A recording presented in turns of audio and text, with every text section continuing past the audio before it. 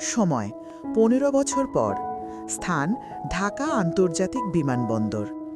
বাইরে ঝুম বৃষ্টি, ঠিক ১৩ বছর আগের সেই দিনটার মতো, যেদিন নীলা এই শহর ছেড়ে চলে গিয়েছিল।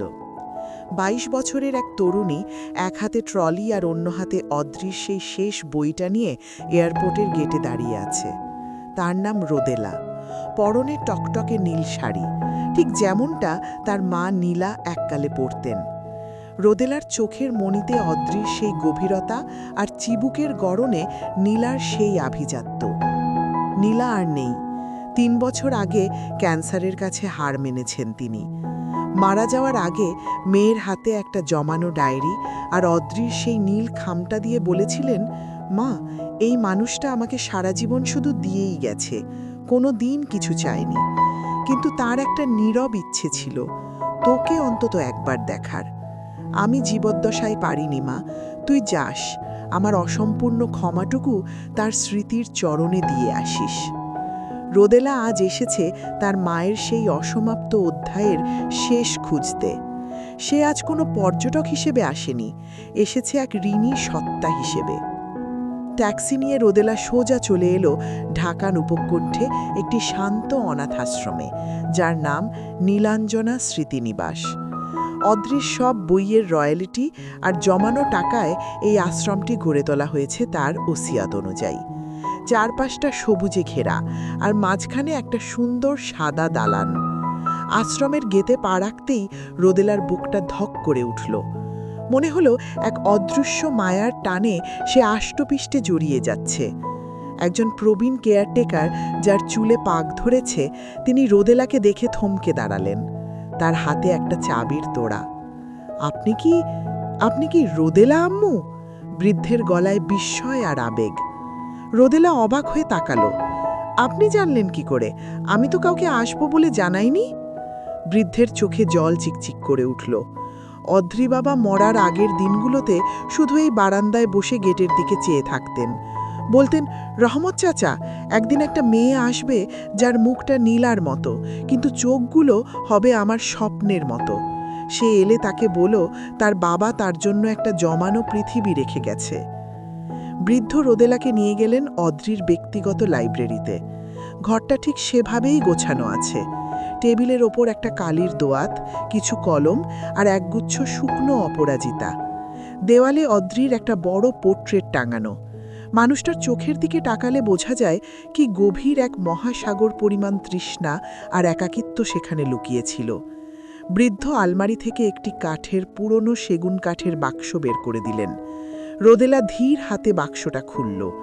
ভেতরে কোনো সোনাদানা বা গয়না নেই।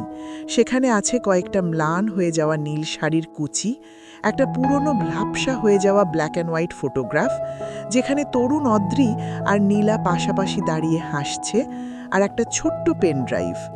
রোদেলা কাঁপা কাঁপা হাতে তার ল্যাপটপটা বের করে পেন ড্রাইভটি লাগালো। সেখানে একটি মাত্র অডিও ফাইল। রোদেলা কানে হেডফোন দিয়ে চোখ বন্ধ করল। অডিও বার্তা, অদ্রির কণ্ঠ। পেছনে বৃষ্টির শব্দ শোনা যাচ্ছে, আর অদ্রির সেই উদাস আর ভাঙা কণ্ঠ।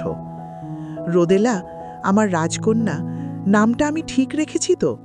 তোর মা একবার বলেছিল তার মেয়ে হলে নাম রাখবে রোদেলা, যে মেঘলা দিনেও আলো ছড়াবে।